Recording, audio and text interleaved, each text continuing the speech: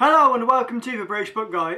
Well, when I set up the camera, I'm like, yeah, this is perfectly level. And then I get to editing and I'm like, somehow I'm straight and the shelf behind me is not level. It's like at a weird angle and I don't know how that works. I've just given up on trying to fix it now. So this is just, the bookcase is on a slant and I'm somehow standing straight up. That's just how it is. So, how was that for an intro? Let's do a wrap up because I'm actually really glad with this wrap up. I thought I was going to read 2 books and then I just blasted out another book in like 2 hours yesterday, so it's 4 books. Let me collect them. Where's the other one? Come here, you.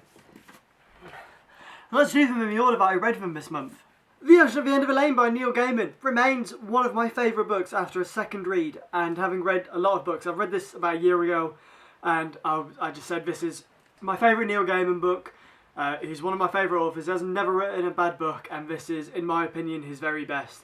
And I absolutely love it, and I'm so glad that I love it because it was such a joy to read a second time because I knew what was happening and I understood who was what and what was everything that was doing the things, and it was enjoyable.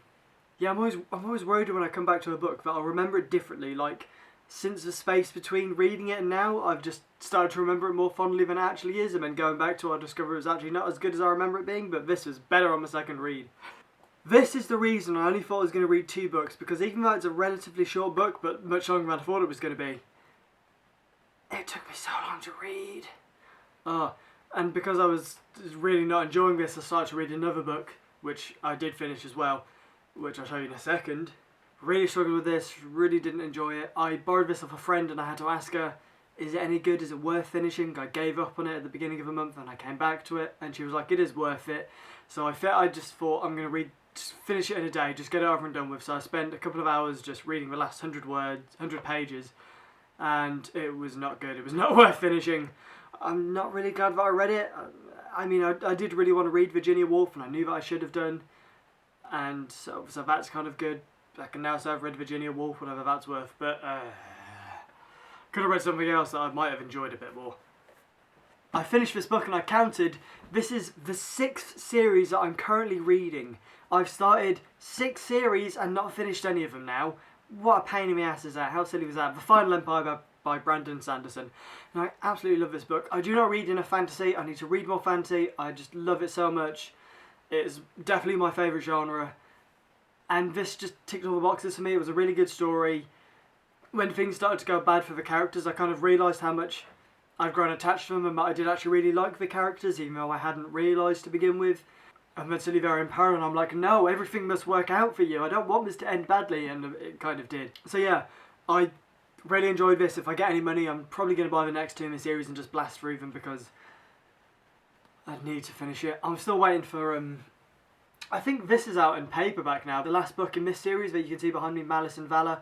Ruin is the last one. I've been waiting for it to come out in paperback so I can have it all in the same edition. And then I can read all those again. Thank God for that. But Patrick Rothfuss, if you're watching this, release the Doors of Stone. That's the main one I'm waiting for. Doors of Stone! Name of the Wind! We're talking about Brandon Sanderson. So yeah, I really like this. And because I'd read 2 very long books, one of which I really didn't like, and because I knew that I could just get this finished quite quickly, Coraline by Neil Gaiman, which now I've got 2 books left of Sandman and Anansi Boys, and then I've read everything I ever need to of Neil Gaiman, and I'm going to reread American Gods, read Anansi Boys, finish Sandman, and then I've just read everything Neil Gaiman's done that I need to read. So let's talk about Coraline. Love this.